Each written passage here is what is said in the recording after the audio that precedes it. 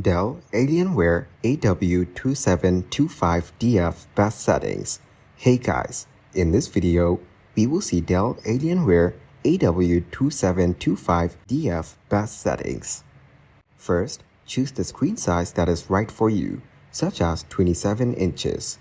Next, select the screen type that is right for you, such as flat screen. Now choose the QHD resolution for clarity. Set the refresh rate to 360 Hz for smooth gaming performance. It offers the resolution QHD 2560 by 1440 at 360 Hz and QHD 2560 by 1440 at 144 Hz. It has 2x DP 1.4 ports, which supports up to QHD 2560 by 1440 360 Hz, HDR, and VRR. Also, 1x HDMI 2.1 supports up to QHD 2560 by 1440 144 Hz, TMDS, HDR, and VRR as specified in HDMI 2.1.